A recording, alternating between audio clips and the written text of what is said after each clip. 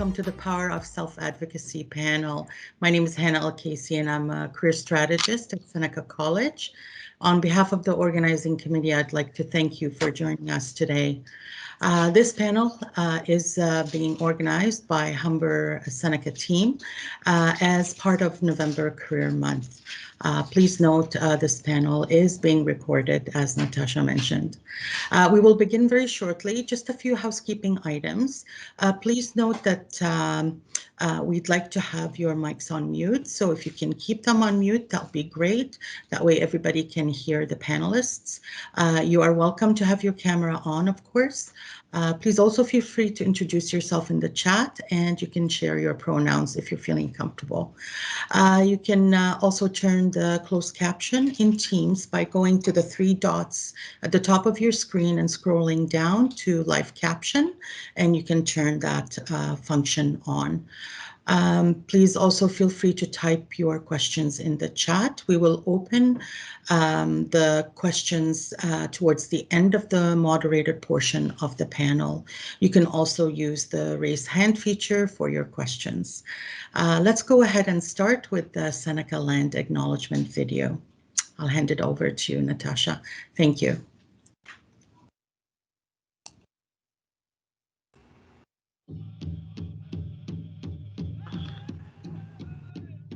Ani, Sego, Pegutit, Niwe, Kidme, Mumpy, Ayong, Naf, and Kwazant, Mississaugas of the Credit First Nation, Mige, Winduck, Pine, Kayat, Mumpy, Ake. Bojo, Wache, Eshaga Mumpy, Williams Treaty Gay.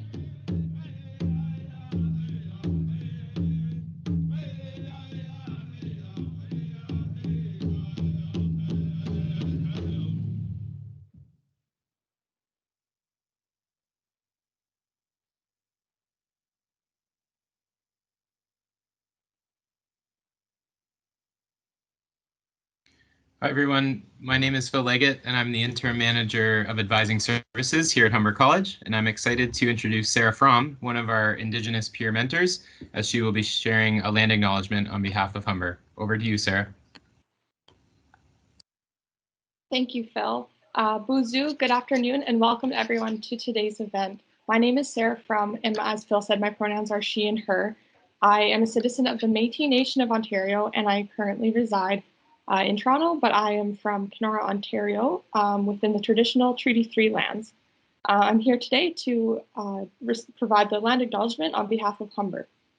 Humber College is located within the traditional and treaty lands of the Mississaugas of the Credit, known as the Dobagoat, the place of the elders in Michi-Sagi language. The region is uniquely situated along Humber River watershed, which historically provide the integral connection for Anishinaabe, Haudenosaunee, and Wendat peoples between the Ontario Lakeshore and Lake Simcoe Georgian Bay regions. Now home to people of numerous nations, Adobagoat continues to provide a vital source of interconnection for all.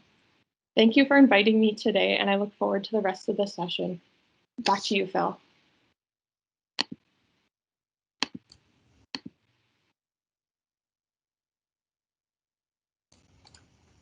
And I think it's not actually over to me. So I'll pass it off to whoever speaks up next. It's Charmaine. Okay. So I'm Charmaine Johnson. I'm a Will Coordinator at Seneca College, and I have the great pleasure of introducing our moderator today, Ms. Monique Chambers. Monique is a career strategist with University of Toronto. Her portfolio includes supporting students from equity-deserving groups by equipping them with tools that they need to effectively strategize their careers of choice. She brings to her current role a wealth of experience and knowledge.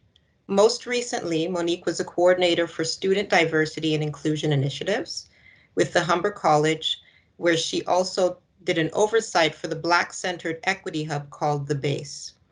Monique has over 16 years of experience working with marginalized communities within the education and community development sector. So with this, I'm going to turn it over to Monique. Welcome, Monique. Thank you so much, Charmaine. And it's great to be back in a Humber Seneca related space. And so I'm excited today for our conversation. Today, we're talking about the power of self-advocacy from an equity-seeking lens. and how developing this skill can change your personal but also your professional life. For today's discussion, when we talk about equity deserving groups, we're referring to communities who were historically and who are currently underserved and underrepresented. These groups include women, persons with disabilities, racialized persons, persons from diverse gender identities, and persons who identify as 2S LGBTQ+. Self-advocacy can be complex. Let's be real. It's not just about the way we communicate. It's bigger than and so much more than our communication skills, but it can actually evoke feelings of discomfort, feelings of uncertainty, and it requires a knowing of how to navigate inequitable power dynamics or power relations. It also requires a strong sense of self, knowing who you are. It's so important, and understanding your power.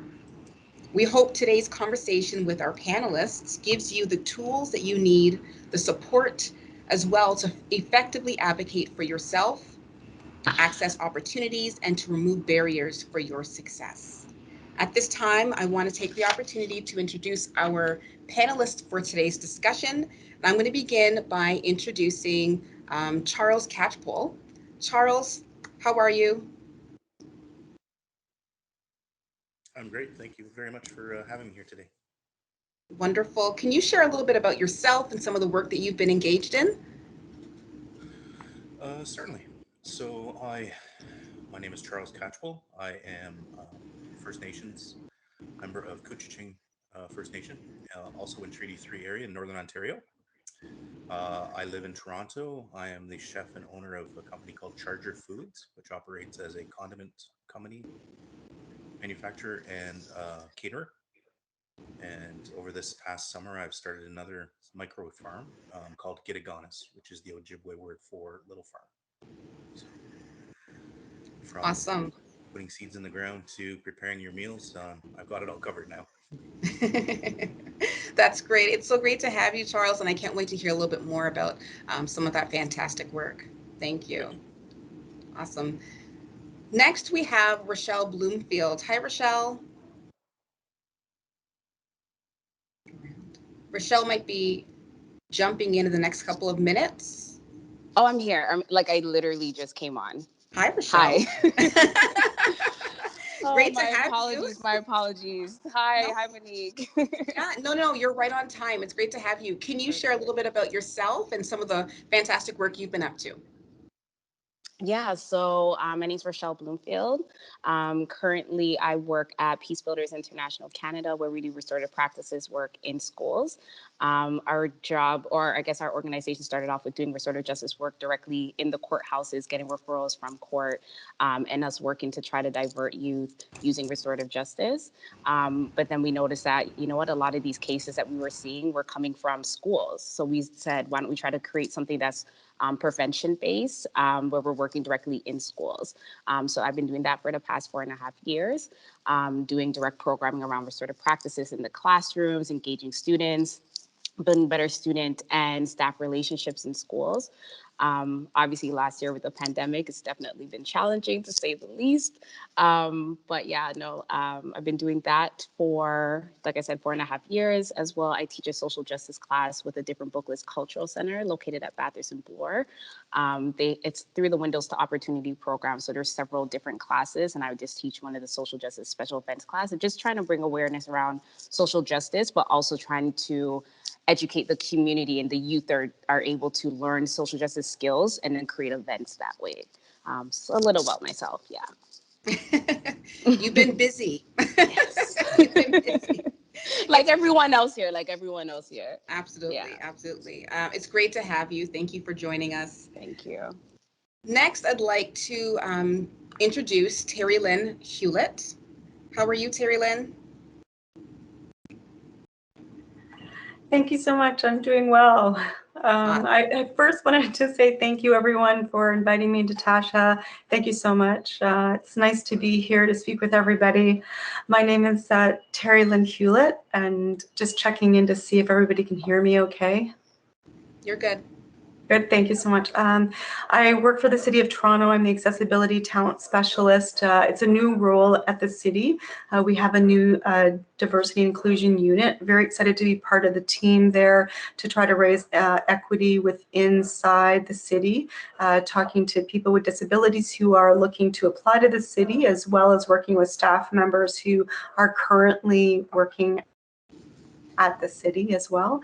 My background, just a little bit about my background. I've been working in employment services for over, I guess, 20 years. And I started out on campus and also in the Office for Persons with Disabilities and Career Services, and also was a member and chair of Able York, a student-run organization.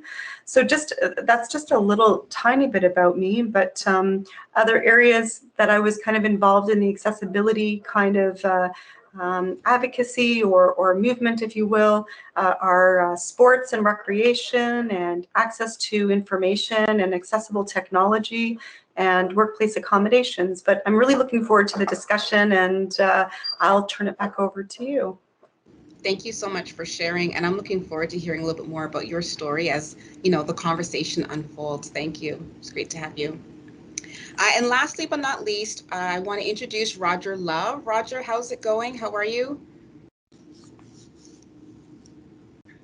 You are on mute, Roger.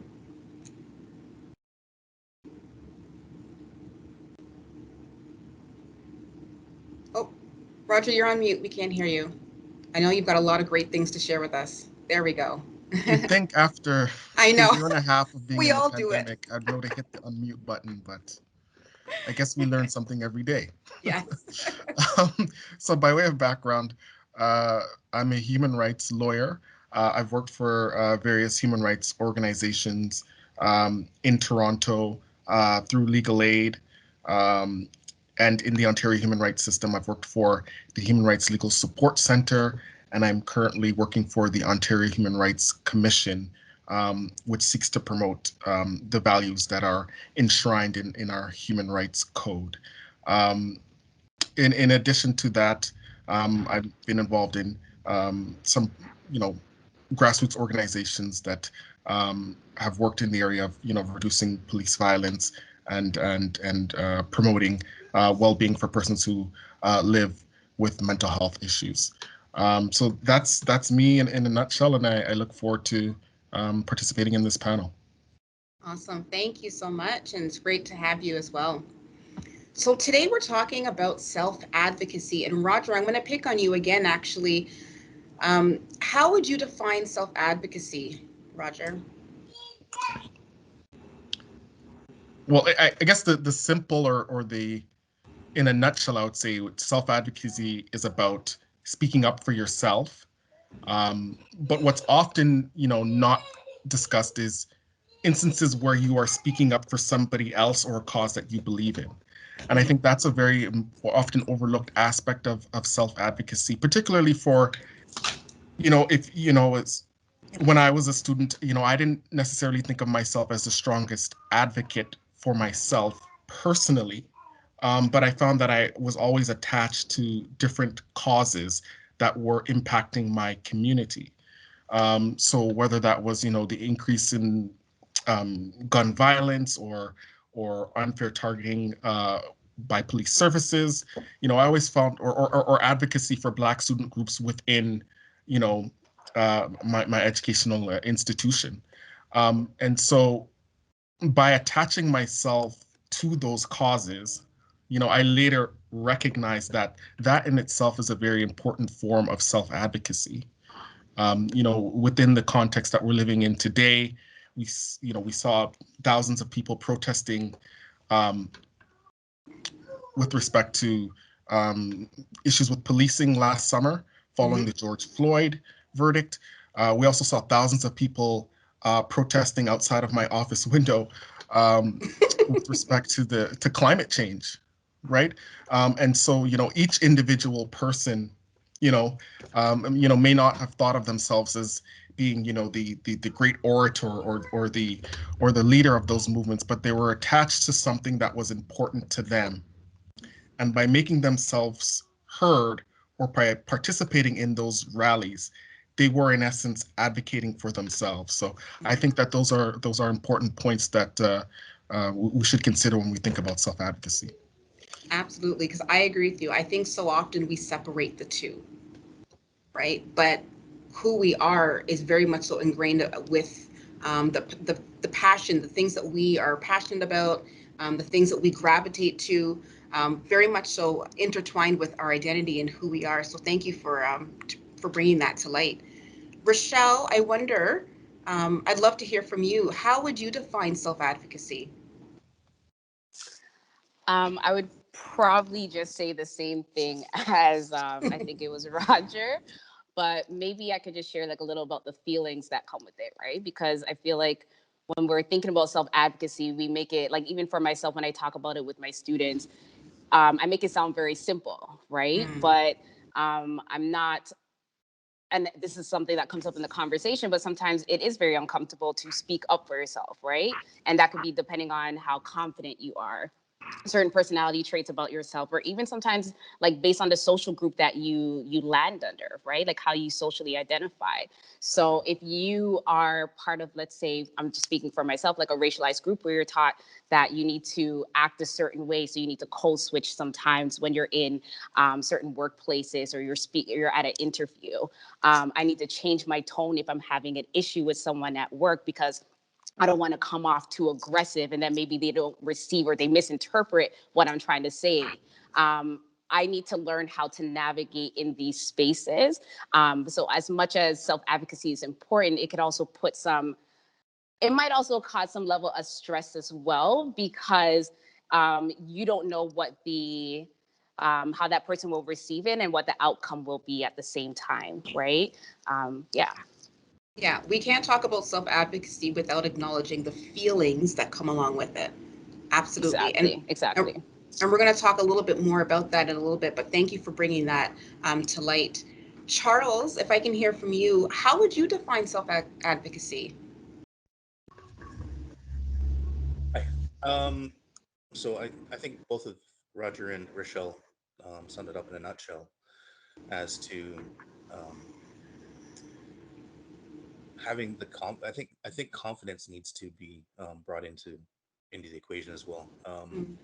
Usually, as Rochelle mentioned, you're very uncomfortable when you have to learn how to speak up for yourself, and a lot of people don't. Therefore, they're sort of taken advantage of and things. And it's not usually until you've got your back up against the wall where you think, "Hey, wait a second! If I don't say something, nothing's going to happen and nothing's going to change." So it's an uncomfortable position to be put into. But once you've done it once or twice and needed to, having also said what you just mentioned as well, Rochelle, that it also depends on the tone that you're dealing with, on who you're dealing with when it comes to somebody of color, or that you're taken as being abrasive, or you know everything's about them, everything's got to be handed to them or whatever. And that's not the case. It's just a matter of speaking up for yourself, and knowing your own self-worth. Mm-hmm. Absolutely. I have a question for you, actually. I've been thinking about this, and let me know. I'm curious. You own your own urban micro farm. Did that come from a place of self-advocacy? I'm just wondering. um, well, I'll tell you quickly how the firm became. So the firm is um, a joint project between Food Share Toronto and Flemington Health Center, Flemington Park, Mhm. which is where the farm is located. And they put out a call for residents to apply for a micro farm that was subsidized. And one of the six farms, so there's six micro farms within the whole farm. And then there's a whole other half that the food is donated to the community, Flemington Park. And my wife was actually looking on Twitter one night and said, "Hey, did you hear about this project? Flemington Flemo Farm is looking for an urban indigenous farmer." And I said, "Oh, that's really cool." So she said it again, and I said, "What do you think?" And I said, "I think it's pretty cool." "Well, are you going to apply?" And I was like, "Why would I apply? I don't know anything about farming. I know about food and I know how to cook it, but I don't know anything about actually putting the seeds in the ground and, doing all Right. the steps in between. So it took quite a bit of coercing for me to actually get the confidence to even apply. It took about a month before I actually sent in the application. So there was the opposite of self-advocacy. Everybody that was involved was telling me to do it, and I didn't have the confidence to do it. But once I did get going on it, I love it, and I've learned stuff every single day there. That's awesome. But again, there's that confidence piece, right? Like it's almost like in order to be able to advocate for yourself, you have to have that confidence, right? So there's that confidence piece showing up again. Thank you for sharing that, Charles. Terry Lynn, how do you define self-advocacy? I forgot to mention in my introduction, because as it relates to self-advocacy, I am a person with vision loss. I'm a white cane user, so I have a visible disability. So when I was thinking about this definition of what is a definition of self-advocacy, I think it's a really, it's a complicated notion, and it's also, it really depends on the context. So obviously the definition is as one of our other panelists suggested, it's speaking up for oneself. But in terms of employment, really looking to pick your battles, I think, in terms of how important, is work for me at this time? And, what's your comfort level in terms of the different types of advocacy that you can participate in? Because, you need to consider your financial status, the available supports around you. Advocacy looks different for different people. It could be protesting or picketing. It could be, just simply refusing to support an establishment, or a letter writing campaign. So there's many different ways of being able to assert yourself and assert what your needs are. And especially in that area of, for all of us, and specifically as I'm working with people with cross disabilities, what's going to help you to enable your employability skill building, your requests for accommodations. Those are really important things. So if you also keeping in the back of your mind as you're looking for work, there are lots of different ways to make a change, whether that be inside the workplace or outside of the workplace as you're looking for employment. So really, I would always suggest that to encourage positive, assertive communication when it comes to advocacy skills, and especially around that workplace accommodations when you're requesting those workplace accommodations or interim accommodations, where you're being a little bit more flexible until the ideal accommodation comes into play. So really being flexible and resourceful, knowing that nothing in life is perfect, but and really understanding where you sit in terms of how far you're willing to go, because it is a balancing act in whatever area you decide to do that, to perform, like to do the self-advocacy, whether that be in your personal, recreational, or work life. Yeah. I didn't mean to cut you off. No, I was engaging. It was good. So yeah, I feel like it is a balancing act, and I think with the definition of self-advocacy, really reaching out to other people during that time as well, because other people can be of support to help you to identify what your limitations are as well. Absolutely. If I can shift a little bit, let's talk about where you sit. Okay, you brought that up, and I just wonder where you sit as a multiracial woman with a visible disability, which you've shared with us, and thank you so much for sharing that with us. What challenges have you encountered in your career journey where you had to advocate for yourself? What are those challenges that maybe you've encountered as a result? Sorry, was that? Yeah, that was to you. Okay, Yep. sorry, thank you so much. Yeah, I think the two biggest things, in relation to some obstacles that I had to self-advocate for in my work life, are obviously access to information.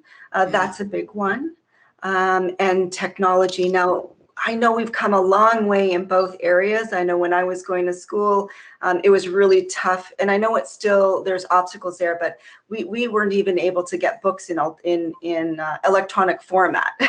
It was really, really tough. So I think during my work life, advocating for ensuring that I get those electronic formats, advocating for accessible platforms. So for example, at work, when Google first came out, Gmail first came out rather, our whole work life went to Gmail. We were in Outlook, we went to Gmail, and when it first came out, it wasn't accessible at all. When I would type, it would do a run-on stream sentence with no spaces, missing characters, and it was just terrible. So, you know, I had to take it up and try to figure out ways. So not only working with the HR department, I also went back to my own community to figure out what are other people doing?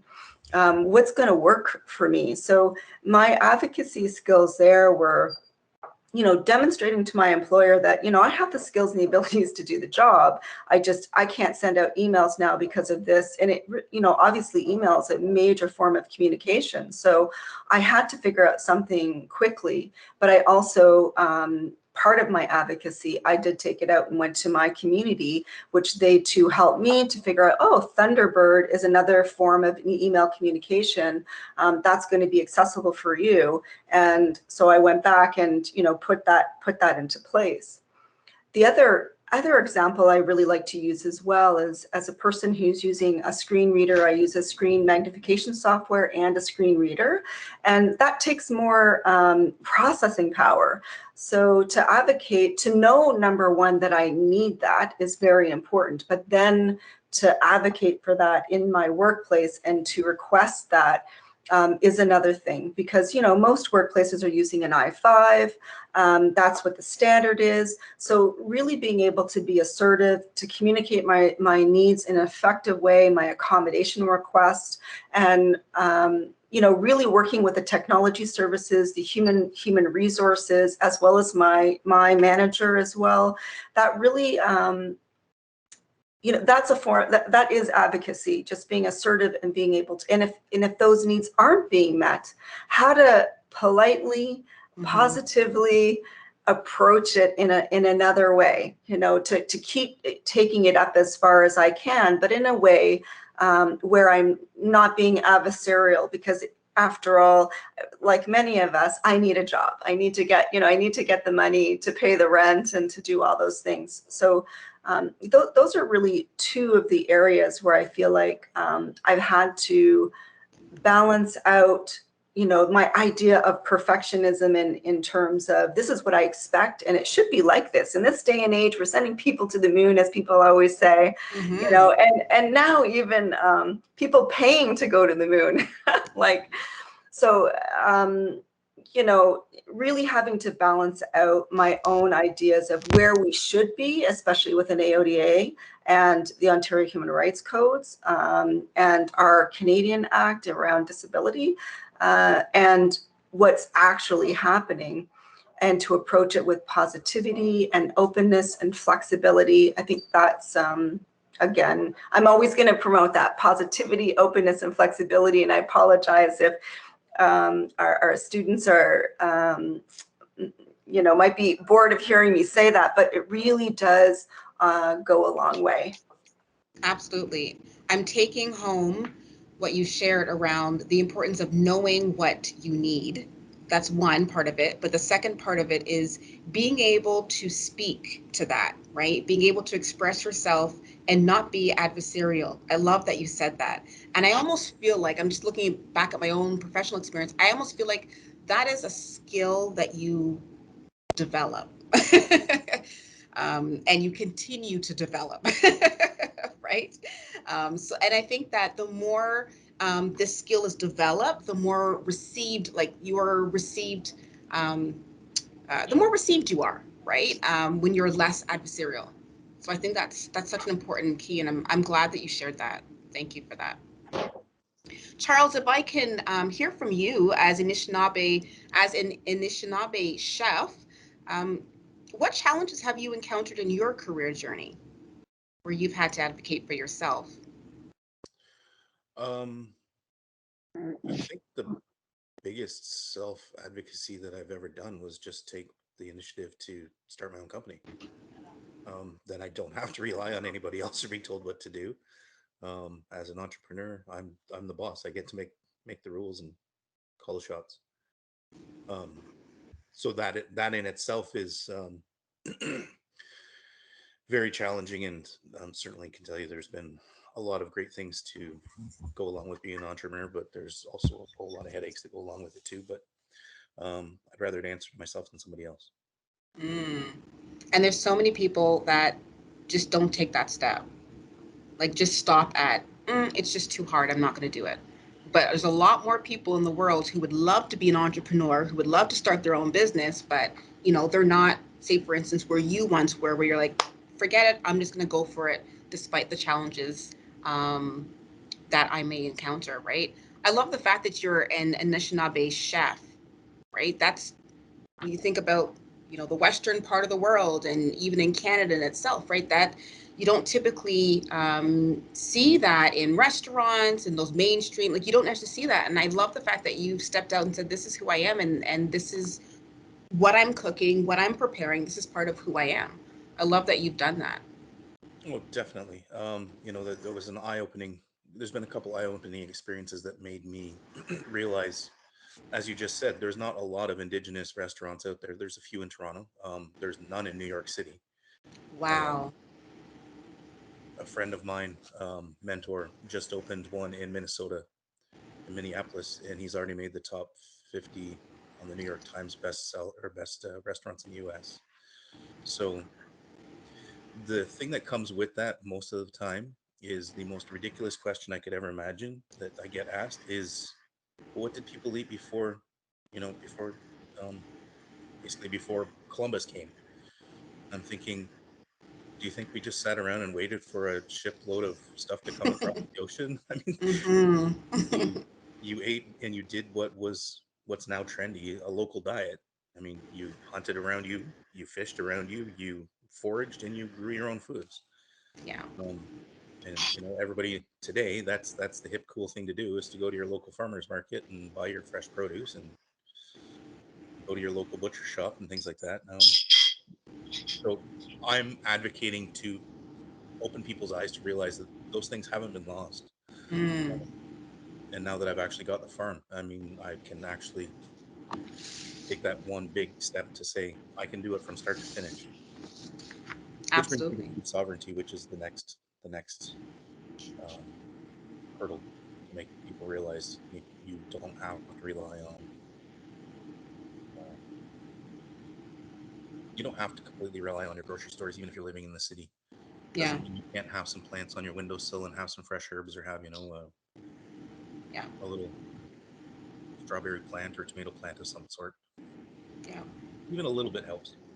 yeah, yeah. Sometimes you have to go against the system to get what you need, Exactly. right? Yeah, yeah, that's great. Thank you, Charles. So I'm talking about the system. Roger, I'm going to pick on you. I'm talking about the system. Can you share with us what challenges have you encountered in your career journey while navigating the system, maybe become in your journey towards becoming a lawyer, um, where you've had to advocate for yourself? What challenges have you encountered? Well, I think I've had a challenge that most people will have had, or most students might be grappling with, and that's unemployment, right? Ah, mm-hmm. Um, during my first year of law school, which is very expensive. Um, a lot of students go out and start looking for summer jobs, and there aren't a lot of them for first year law students. And so that was my challenge, right? Is how am I going to find this position? I know I'm only a first year law student. Um, I don't have all the skills, but I do have some skills that I think will be relevant. Um, and so I think it was in and around that search, or maybe it was a little bit later. A friend of mine who was also in law school um, said, you need to think about where you're situated within the profession. and how future employers may receive you. And thinking about where I was situated, I mean, that wasn't just the fact that I lived in Mississauga and I wanted a job in Toronto. It's deeper than that, right? It's about thinking about how myself as a Black male would be able to get into a profession that is predominantly white, was predominantly male, predominantly older, and thinking critically about whether my skills, attributes, and who I was as a person, a young Black male, how that would impact the extent to which I was perceived, and whether or not, I wanted to work in particular spaces, and helping me find out, what the right space for me to work in would look like, right? So it's answering all of those questions. So it's not only about, going to this employer A, but also thinking about, is employer A the best fit for me? And so in part of that journey, I did something which is also very difficult. It was like it was a form of cold calling, right? Which is just going out and looking for positions that I thought, would be a good fit for me. And in that journey, I found a youth justice program that focused on working with African Canadian youth, and it was really like I was like probably in my gym shorts and a t-shirt walking through my local mall, and I saw this poster, and I said, you know what, this might actually be a place for me to try and start my career, because it's already in a place that I'm interested in, and it's already dealing with an issue that I care about. Long story short, I wound up working with that organization for about 4 or 5 years, as a student and then as a lawyer. And it was really just from answering that question, where am I located? And then having, the courage to kind of just put myself out there, and it's not like, I was super confident or, knew all of the slick things to say. I was kind of also in a position where I was like, you know what, Raj, the big Bay Street firm is probably not going to call me. And I don't, right, and not to say that that was my first choice in any event, but I was like, you know what, if I want to be happy, I've got to try something, and so that's what I did. Yeah, that's awesome. Thank you for sharing your story. Absolutely. Look at where you are situated in your profession, right? And sometimes you have to pivot a little bit in order to get to where you want to go, right? And sometimes that means you got to do a little bit of volunteer work on the side, or you take a entry level something another, right? But something that you can add to the bank, right? Like add to your experiences so that you can eventually get to where you really want to get to, right? So look at where you are situated, and that's how you were able to overcome the unemployment, the issue of unemployment. Thank you. Rochelle, I'm curious, what challenges have you encountered in your career journey? You've been in the social services, you've been in community development. What challenges? Yeah. I just want to say, Roger, if I mention cold calling to my students, they're going to be like, Miss, that sounds way too old school and ancient. So I laughed when you said that word. Yeah, for me, I feel like mine is kind of similar to like Charles and what Roger was saying, because my career journey was, oopsie, 1 second. I was getting a call at the same time. Can you guys hear me? Yep, you're perfect. Good. Yeah, my career journey wasn't what they sold me. And when I say they, I mean post-secondary. And I know this is a post-secondary panel, so no disrespect. But when I was in university, my 3rd and 4th year, I thought that I did my due diligence of going to academic advising and going to career advising. And I was in my sociology program. And at that time, I was talking to him about, you know what, I think I actually want to get into like something like social work, right? Should I transfer into the social work program? And my academic advisor at the time was like, no, sociology is so broad, you could do anything with it. So I was like, okay, bless, right? Because she was like, yeah, I could do education, I could do law, I could do environmental studies if I want, like I could do anything with sociology. But what I found is that once I graduated, oh, and another point too is, I don't know if they still have these posters, but I remember seeing they would compare university and college and the salary that you would get. So they would show, like, let's say having a university degree would be like, let's say 60,000 a year, and having a college diploma would be like 40,000. So I just thought that I was set after I graduated university. Because again, they just told you that once you have your university degree, you're gonna get a job easy.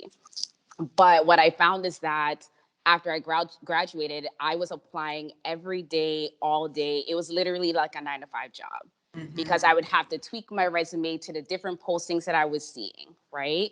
And then eventually going back and talking to my career advisor, she was like, okay, well, you might actually need to like volunteer at places and get some more like hands-on experience. So my bio is not very clear, but those places that you see mentioned, like the tutor supervisor, like that was an after school program that I volunteered at. Being a peer educator for sexual health clinic, I volunteered there. So I volunteered at a number of different places so I could build my skills, because when someone sees my resume, they're not seeing the actual hands-on practical skills, right? They're only seeing, let's say, the educational pieces, which is still important, but an employer really wants those practical skills. So I had to really hustle and build those connections and those skills, like I said, in order for me to actually have something that is tangible and hopefully will attract more people to call once they see my resume. So it was difficult. Like, I didn't land anything that was paid until like 2.5 years in. However, that paid experience came from one of the places. My apologies again. You can hear me still, right? Yeah, go ahead. That paid experience that came from one of my volunteer experiences, right? One of my volunteer placements where I was working at I was volunteering as a counseling agency, and they hired me on as a caseworker, right? So I think I would just say, like, build those. I don't know if some of these folks here are graduated already or if they're about to graduate, but definitely build that connection from now if you are still in school. Volunteer at places, get an internship. Some programs, they have internships, some of them may not, but even if they don't, please try to get one. So that way you're building up those individuals, and get a mentor. Like, that's one of the places that I also did a training at, like a youth training at. I got a mentor from that. And she helped me, gave me so much insider advice that definitely helped me get to where I am right now. So it was a difficult road, but I love it because I feel like it built me up even more. Yeah, I think people in general underestimate the value of, especially students, and it could be because they just don't know, but they underestimate the value of volunteer work. It's still experience, right? And sometimes you have to show how your volunteer experience, how that's legitimate experience, and that is still speaking up for yourself and proving that. One of the things I recently said to a student was, listen, even if it's once a month, volunteer somewhere once a month that aligns with where you want to go, so that you can then gain that experience, right? You then are able to speak to some of the greatest lessons probably that you'll ever learn when you start volunteering your time. And so I completely agree with you, Rochelle. Yeah, and I'll also add, even with that point that you said right now, Yeah.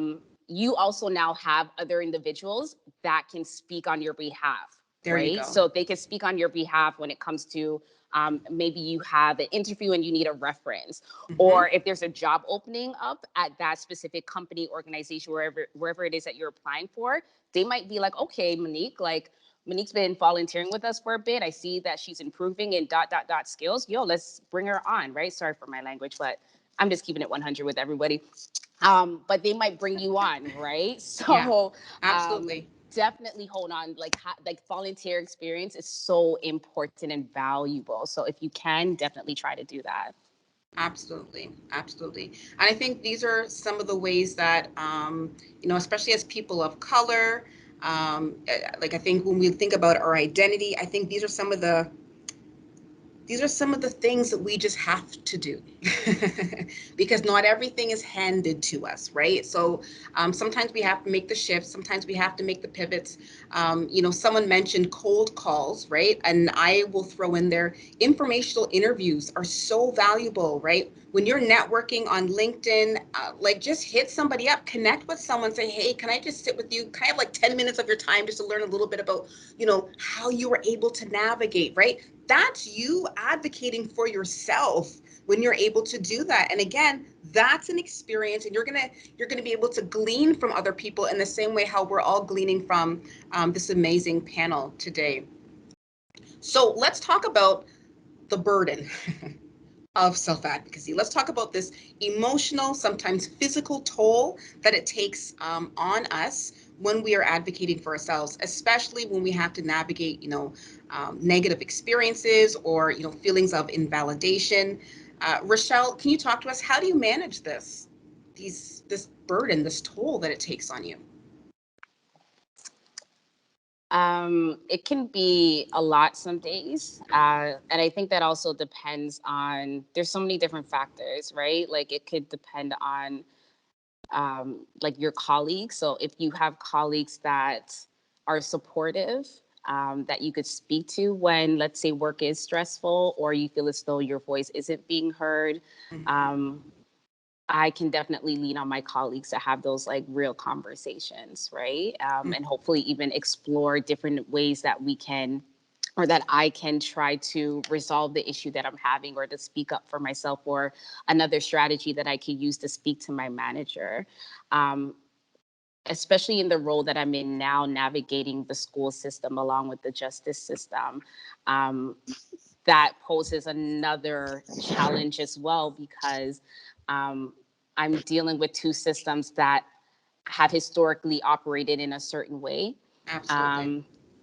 And that operate in a way where it is damaging to specific communities, like racialized communities and marginalized communities, as well as like working with youth, like youth that have disabilities, right?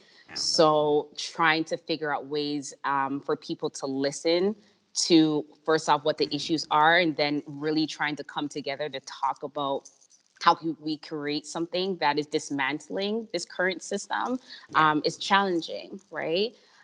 So I definitely, like I said, lean on my colleagues. I love the network that I have. And I would say this for any industry that you're in, whether it's social services or law or cooking, definitely try to find individuals, whether it's just people from your community that you could lean on, that you could have these type of conversations, that you could maybe even shed some tears and just let things out, because it can be heavy at times. Absolutely. And I think just another thing that keeps me maybe grounded in a sense is I have to sometimes remind myself that I'm not always going to get my way when I advocate, whether it's for myself or advocating for my community. I kind of taught myself that because obviously I've seen that advocacy is amazing, but sometimes like there's still so much more that needs to happen, right? There's still so much players that need to come together in order for things to work. And we're not there yet. So there can be disappointment that comes from it, but also I just have to remind myself that doesn't stop my advocacy. And that I just had to keep fighting. And that just means that I need to continue creating that network of individuals that are going to support me and support our community, so that way we can better the communities that we're trying to fight for. Absolutely. Big question. Who's your tribe, right? That's the question that we have to constantly be asking ourselves. Like, who's got your back? Who do you get to go home and cry to? Who's going to validate you when the employer has said no, or when there's a policy that's working against you, or when you're trying to grind against a policy, you're trying to do the work and it's not immediate satisfaction? Who has your back? Who's your tribe, right? And these are some of the questions I'm thinking about while you're sharing, Rochelle. It's great. Terry Lynn, I want to hear from you. How do you manage the physical and the emotional toll that sometimes self-advocacy brings? That's a good question. I think as multi-racialized woman, I definitely connect with my people in terms of, you know, my ethnicity, my vision loss. I also know, you know, not to take it personal. I have to, it's taken a lot of years, a lot of years, not to take it personal, and a lot of self-help. So I do read a lot of self-help books to give me some tips on negotiating, how to manage emotions, how to interact with people. And also, there was something, and mindfulness. So a lot of mindfulness, and honestly, I think one of the big things that have really helped me outside of my community and being able to, you know, call up my friends and say, oh my God, you're not going to believe what just happened to me, you know, and have a glass of wine and just really, so and just kind of share that experience, but also breathing, you know, just taking a moment and really breathing and being mindful and clearing one's mind. I think that that's really, really important in terms of helping you to see your way through, because sometimes we hang on to, we ruminate and we spiral around and around and around about what's happening, what I said, what they said, what didn't happen, what did happen. And you know, I know a very, very good friend of mine said, worry is a useless emotion. But if you can breathe and really try to get yourself, force yourself not to think or do the meditation, it's really surprising other ways that you might be able to approach that situation, and how it can help you to be emotionally healthy. And you may even be surprised at how you can approach the situation in a new and enlightened way, even to yourself. And sometimes you're just like, wow, where did that come from? I didn't even think of that, you know. So I think taking care of yourself, and having good different pockets of friends, because you may not always, you know, in relation to my vision loss, I do have my friends where I go to. In relation to, you know, I also belong to Black Voices United, and I'm able to share situations and things, and, you know, so it really just depends on, you know, I have a good pocket of people to help me with my different identities. Yeah, absolutely. One of the questions that I was wrestling with as you were speaking is, how do I depersonalize? Right? Like it's hard, especially when you're doing EDI work, right? It's in your face. It's part of who you are. You're right in the middle of what you're advocating for and who you're advocating for, right? It's like, how do you depersonalize? Because that's a skill in itself. Yeah. Yeah. So that's something that I'm kind of thinking about, and you're right. Walking away answers my question. Like that's a great strategy. Walk away and come back, and fresh mind, fresh ideas, and it'll give you some perspective. So, Roger, I want to hear from you as well. When it comes to that emotional and that physical toll of self-advocacy, how do you manage this? I think you know, one of the tools I've developed as a litigator, which is basically a fancy word for fighting cases, is to try to think about the cost of the advocacy before you begin. I mean, I know it's not feasible in every single context, but I've had some really brave and courageous clients who fight some really large institutions for, you know, they're fighting on behalf of their kids, right? They're fighting on behalf of their loved ones, right? Sometimes, you know, they're not even necessarily leading the legal fight on behalf of themselves. And one of the questions I like to ask them is, right, is, you know, can you live with the outcome, right? Just because you call a lawyer or you agree to engage in a particular form of advocacy doesn't mean that advocacy is going to turn out in the way that you want it to.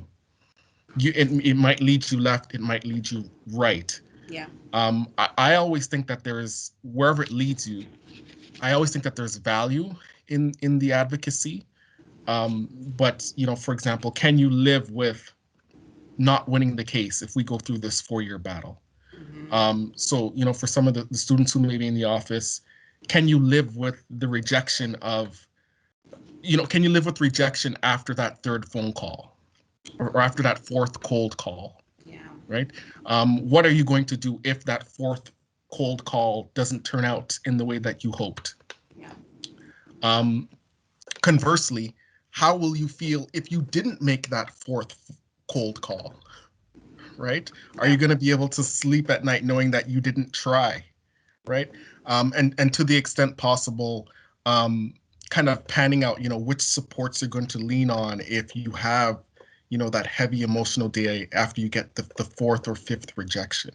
Mm-hmm. Or, what are you going to do if you are ultimately successful? So I think, as I said, to the extent possible, trying to map out what that advocacy is going to look like is really, really, really key. And it also helps you to start thinking about, okay, what supports do I need to have in place if, things don't turn out the way I think they will?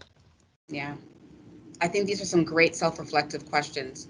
Do I have capacity for this fight right now? And can I live with the outcome? These are great, great questions. Thank you. Charles, the emotional and sometimes physical toll of self-advocacy, how do you manage it?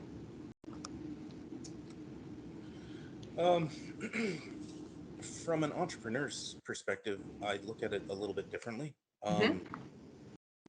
Because if I'm not working, then who pays the toll for the business failure other than myself? So I have to do that work balance, self-care balance type thing. You know, after a long day of catering, if I've served 150 meals, I don't want to cook for myself. I just want to go and take my wife out for dinner and have a bite to eat and share some appetizers or whatever. And that's my self-care part of it. Nice. At the same time, if I don't take the jobs or do what needs to be done, well, how do the bills get paid? So you have to know the balance, and it's not all about money.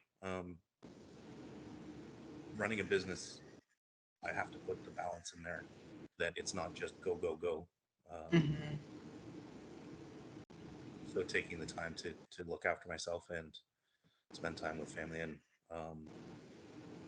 my partner. Yeah. Like, can we just not underestimate the value of self-care? Like, let's not do that. Self-care is so important, and work-life balance. I'm glad that you raised that.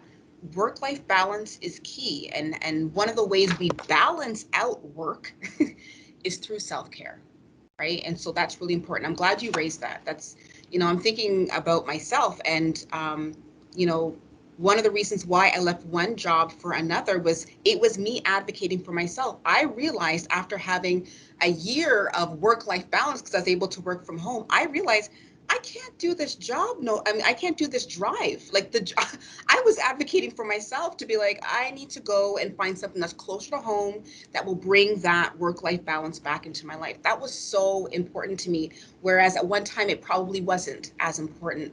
So that is one way we can advocate for ourselves, is incorporating self-care so that you can maintain an equilibrium. You can balance out work with life, right? Because you're more than your job. Yeah. Yeah, we're more than our job. All right, so I don't want to wrap up this conversation without this critical question. It's so important because we've got like staff on this in this meeting, we've got students in this meeting, but oftentimes, and we've touched on this, but oftentimes there's some preconceived ideas of what self-advocacy can look like in practice, right? Some people think they associate self-advocacy with specific traits like being extroverted, speaking fluently in English, protesting. Like, we've got these ideas, these preconceived ideas. The big question for me that's really important is, how do we reframe our thinking around what self-advocacy looks like? How can we reframe our thinking? Roger, I want to start with you. How do we reframe our thinking around what self-advocacy looks like? Yeah, and I think here we have to challenge stereotypes. Challenge stereotypes. And they can be difficult to spot in certain context, but I think it's crucial. So, just bringing it back to my own experience, which might translate across the board, and you're entering into, whether it's the legal profession or whether it's chefs or teaching, there might be a prototypical teacher. When I think of a teacher, I think of, right, Yeah. a man with glasses, probably not racialized, or a professor. And, unfortunately, sometimes your loved ones will also hold that stereotypical view and put it up, like place it on you, right? Right, they may say, well, Roger, you're not outspoken enough. You're not argumentative enough. How are you going to be a good lawyer? How are you going to be a good professor? How are you going to be a good, counselor? And it's not until you get into the profession that you realize that a lot of those stereotypes are not true. So, I think, for someone kind of standing at the outside, don't be put off by some of these stereotypical notions. Don't be silenced by people who may be well-meaning, but they're also misinformed, right? Some of the quietest students in my class, students that I didn't even see put their hand up during law school, wound up getting positions at some of the most prestigious law firms, right?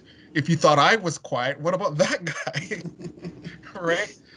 So and if that guy wasn't going to let the stereotypical notion hold him or herself or themselves back, then certainly anyone who's listening in the audience shouldn't as well. I don't know if I hit the question right on the head, but really try to think about those stereotypes and narratives, and don't get caught up in them, because sometimes the silent advocate is the strongest. Ooh, that's good. Sometimes the silent, oh man, that's good. Thank you, Roger. Challenge the stereotypes. That's what I'm walking away with. How do we reframe our thinking around what self-advocacy looks like? Rochelle, talk to me about this, because I know you work with a lot of students. How do we reframe our thinking? I think, and some people might not agree with this, but I think when someone says or comes off as though they are an advocate, whether we're talking about self-advocacy or just advocating for another community, there's this notion that this person most likely speaks up in regards to all types of injustices, or the fact that they might also speak up and be able to speak up in any settings and with any groups that they're around, right? But that's not always the case. Like sometimes there's going to be some people that can speak up great about, let's say, BLM, but they might not be able to speak up against other issues that are going on in the world, right? So it's always about learning. If you are trying to, whether it's advocate for yourself or advocate on behalf of someone else, like you're always just trying to learn more about like what the issues are. But you're not going to be an expert. Like when I have my conversations with my youth, I tell them like, listen, like we're talking about these different social justice issues, but I'm not an expert in any way. And it's always a constant learning that we're doing when we're talking about these issues, and we're thinking about addressing it, but making sure that we're talking to the communities. If it's not something that you identify as, that we are talking to the communities to try to get more information, to see how we could be better advocates for someone else. I would also even say too, like sometimes we think that just because like people might think that I'm great at advocating at work, but I might not be able to do that when I'm at home, right? It might look differently depending on where you're at as well. And being okay with that, because everyone has, again, going back to comfort level and confidence and so many other factors, like it's going to look different, but that is still okay. And just allowing people to be who they are and be comfortable with how, with like the different levels that they're able to advocate. I think that's just very important. Yeah. One of the ways we can reframe our thinking around what self-advocacy looks like is to position yourself as a learner. That's what I'm walking away with from you. And to be true to yourself. Be real, be authentic, be true to yourself and what you're really passionate about. Charles, do you have anything to add to this as well? How do we reframe our thinking around what self-advocacy looks like? I think when Roger said that the guy that was the quietest in his class was the one that got like a super prestigious job, Mm. kind of eye-opening, because when people think about self-advocacy, you know, it goes from one extreme to the other. You've got this guy that he went to school with, um, who spoke very little and didn't wasn't that visible, to the opposite end where you've got your um, narcissistic people that put themselves first and make sure that they've got, look at me, here I am, and bully their way through. But I think the panel and everybody else that's been involved in this, our self-advocacy isn't always just about self. It seems that it's also, we're standing up for our group of people, or our, Yeah. whether it be our family or our race or our cause or our whatever, Mm-hmm. but being the spokesperson for that. And I think that that's a whole different type of self-advocacy when it comes to people of minorities and people of racialized groups. Mm-hmm. I think that's an important point to reflect on too, because one of the things I think that we're taught in a lot of our communities is that we're not one man, we're not one island, but we are carrying our entire community with us. And I think that's something that we cannot forget, that when we are advocating and we're speaking up for ourselves, really we're kind of advocating and speaking up for an entire community, right? And sometimes self-advocacy is writing a letter that nobody really knows about, right? It doesn't have to be, shouting at the top of your lungs. It could be something, it's doing what needs to be done. There we go. It's doing what needs to be done, right? So that you are then speaking up on behalf of not just yourself, but also the entire community that, say, for instance, you identify with, right? Whoever you're carrying with you. And Terry Lynn, how do we refrain, in your opinion, really quickly, how do we reframe our thinking around what self-advocacy looks like? I think I would echo a lot what everybody said here, and just really tapping into your own emotional, I guess, power or emotional. It's okay to say no if it's not in the cards for you at this moment in time, because you don't. It's okay to say no. Sometimes there's other things happening in your personal life or in work life that. Where you don't have the same emotional energy. So I think, that's okay. And then also, again, back to really resourcing yourself, knowing what's already been done, if it's at work, what's already been done in the workplace, what's being done outside of the workplace, like in the broader community. So you're kind of aware. And really just, I guess if you are going to, take the step and self-advocate and whatever that looks like, sometimes analogies really work to help, if we want to empower students who are coming out into the world and you're asking for workplace accommodations in my area. And what I know is that sometimes analogies work. So if I say that I need an i7, I gave the example before saying I need a faster processing unit. If I say that I need an i7, and then I say, well, I need an i7 because when I'm on WebEx, I need to also be able to be on email. I got to also be able to take my notes just like everybody else. So it's not enough just to say I need an i7. Sometimes analogies can help you to communicate in a way that other people, it's clearer for other people. Like when I was going to university, when I would say, I need my books on tape or an e-text, all kinds of excuses about why it's okay that they came 4 months, 6 months later. But when I say, if the whole student body did not get their books on time from, the bookstore 4 months into courses, there would be an uproar, So really putting it into those terms, I think, can help you to empower yourself and to help communicate a clear message to the people that you're trying to share your experiences with. Yeah, absolutely. I love that though. Even when you think about really great public speakers, they're sharing a narrative, they're using analogies, there's metaphors in there, right? Because those things make what you are trying to convey relatable. And sometimes we don't, oftentimes, sorry, not sometimes, oftentimes we don't share the same experiences. So what you want to do is make whatever you're advocating for, you want to make it relatable so that people understand the necessity of it, right? So I love that. Use analogies, that's great. It's okay to say no. I just want to let you know, Terry Lynn, I'm still learning how to do that. I'm still learning how to say no. It's okay to say yes. Sometimes advocating for yourself is saying yes, right? And the importance of stepping outside of the box, right? Getting out there. What's working in other communities? What's working in other institutions? What's working for other people that can be incorporated to create a more equitable environment for not just yourself, but also for all people. I think those are important. I wonder if I could just say one other thing. Yeah.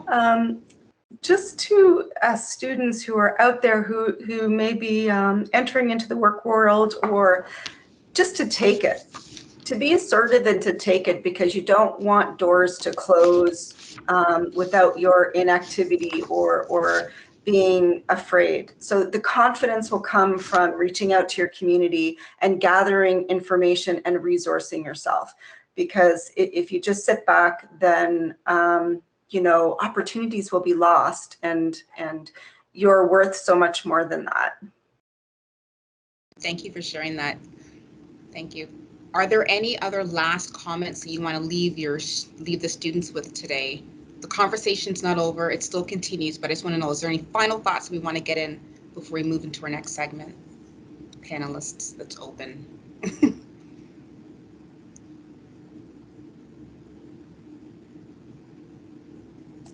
I guess I could jump in. Sure. I guess one of my final thoughts would just be, I always quote this line from Drake, like it's from one of his songs, "Know yourself, know your worth," right? And I feel like that kind of helped me going back to like the career journey.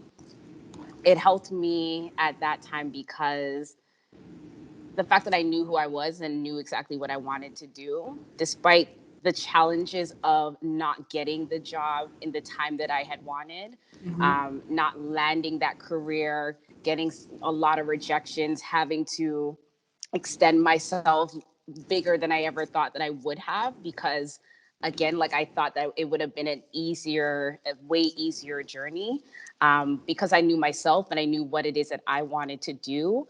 And I knew that no matter like how many jobs I was working right now, how many places I was volunteering at, that is just to get me to my goal. And there was not going to be anything to interfere with getting me to my goal.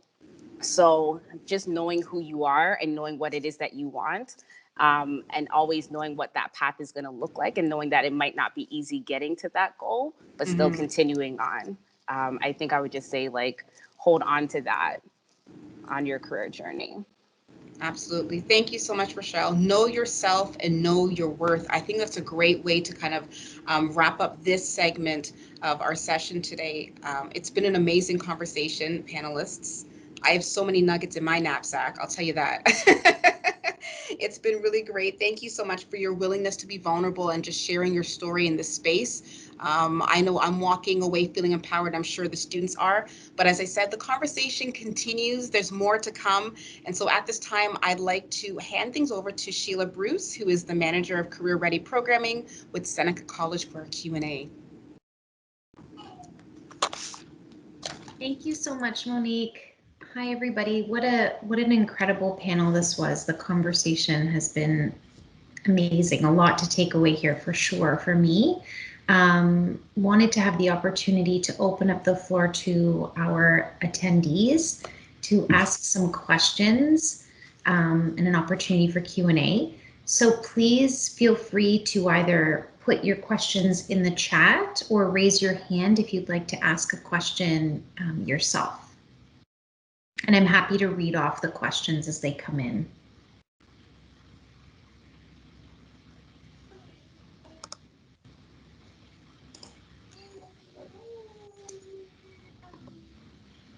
Thank you so much, Charmaine. So I think we'll start off with a question. What recommendations do you have for someone who wants to self-advocate but is afraid to take the first step? That's a great question.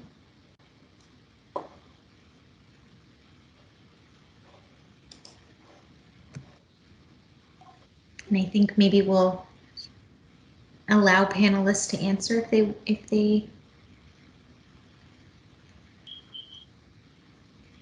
Sorry, could you repeat the question? Yes, of course.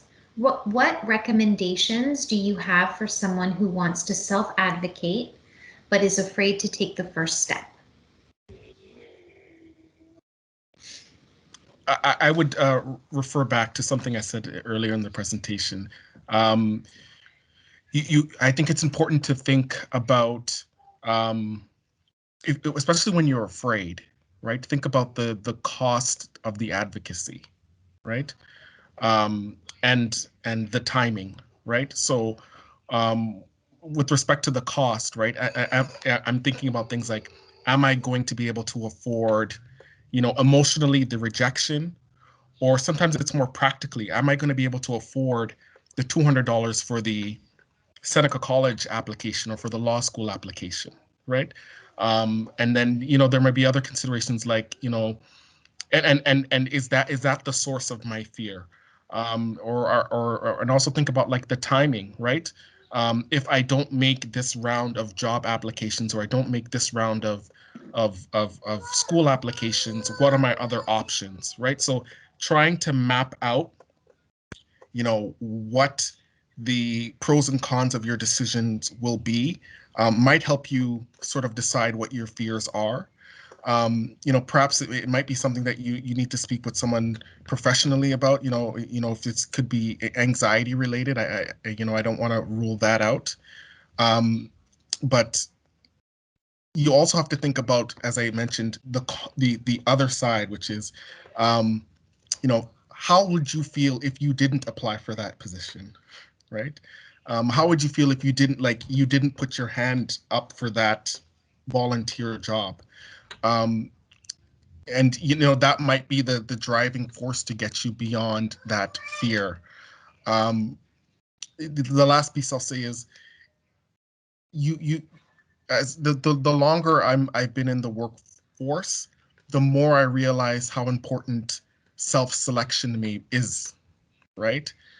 Sometimes it's not always, if this is a basketball team, Masai Ujiri may not come out and pick me, but I can still be on the team if I pick myself, right? Like people speak a lot about Fred VanVleet and betting on yourself.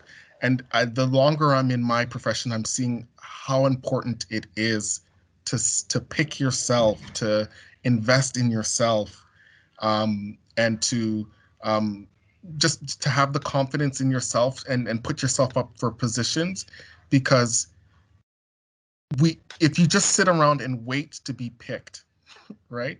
Wait to be selected. You might be waiting for a very long time. And that wait, if you are a person who is waiting, don't necessarily equate that with the fact that you don't have the skills or the competencies to fill the role that you're thinking of. Sometimes it's just a matter of getting past that fear and picking yourself.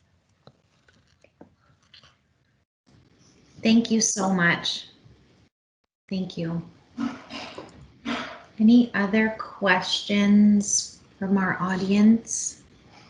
We also had a comment from someone just saying, Uzma said to think about why they're also afraid, right? So that's a great point as well. And from Hannah, any tips you can share on knowing our self-worth? And maybe I can pose that to maybe Terry. Would that be okay? Sure. In terms of knowing one's self-worth, you already are. You already are worth everything. I don't have the words to say. Like, in terms of self-worth, I think you need to just kind of follow your gut and continue on in the direction that you wanna go. It's helpful to hear I always hesitate because for sure, validation from other people is important, and what other people are saying constructively can help you to develop, personal and professional growth and who you are as a person. But you already are excellent. You already are, just you being is enough, right? We hear that a lot, and it's true. You already are enough.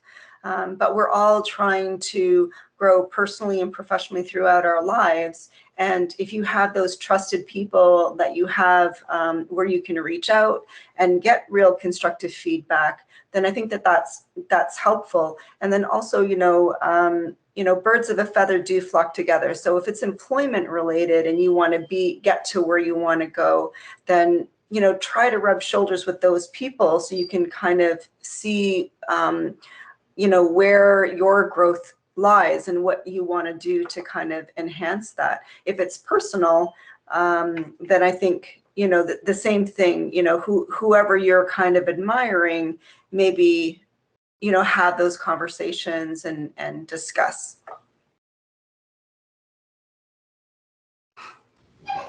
I hope that answered the question, but yes. You are already enough. I love that. Thank you. We have a question from Tassan. How would someone build the confidence to self-advocate? And would it be okay for me to ask Rochelle to respond to that?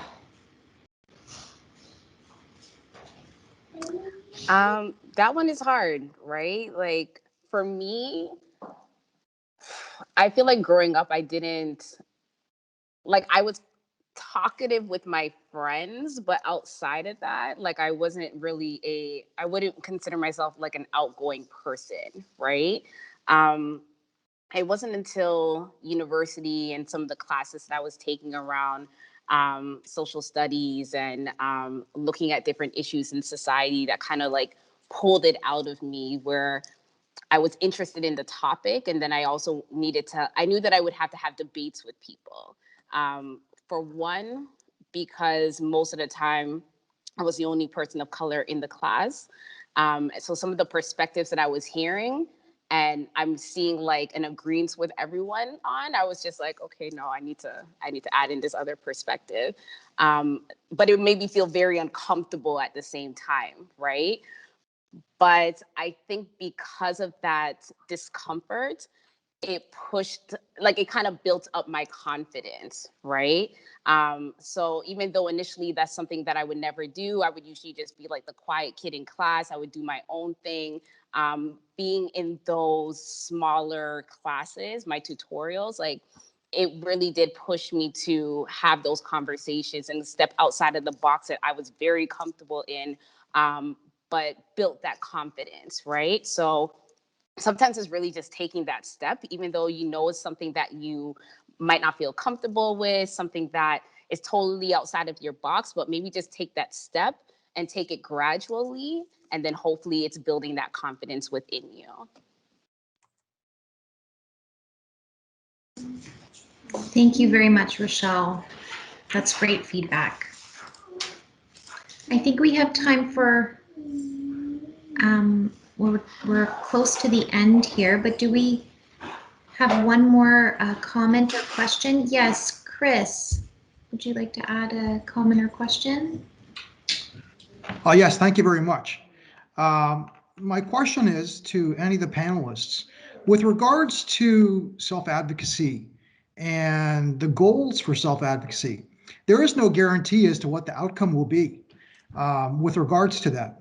But how do we destigmatize the outcome if it is, say, not what you'd hoped for, so that that doesn't stop you from self-advocating in the future?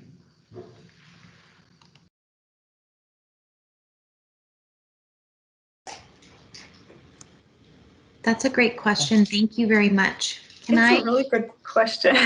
Sorry, I didn't mean to interrupt. Not at all. I was just going to say, I've seen so much change through, both my own efforts of self-advocacy, but also in times where I didn't see the change right away. It's important to remember that change does happen. It may not happen when we want it to happen or how we want it to happen sometimes, but it absolutely can happen. I think we have to trust in that. Like I said, when I was going to university, to get books in electronic format was not, it was such a struggle. And everybody kept talking about copyright protection, this and that, and it just was not a thing. And now I can literally pick up my iPhone and purchase an electronic audiobook or an ebook like in less than 5 minutes. So it's important to know that even back then, I never thought that this day would ever come, with all the heartache and the problems that I had going to university and trying to get alternative formats, accessible reading materials to just advance myself, my professional growth, and just to get a job. But to know that sometimes it's true, you take 1 step forward and 5 steps back, but change does happen, and just trust in that, and then keep connected with the community, and you'll see where we were and where we are now, and you'll be able to draw on those positive experiences from other people who've been fighting and advocating in our different identity experiences, because that's always important to always keep in mind all the people before us who fought for what we have and what we're privileged to have today. Thank you, Terry Lynn. That's a great perspective, great comments. Thank you so much. We have some excellent comments also in our chat. Thanks, everybody.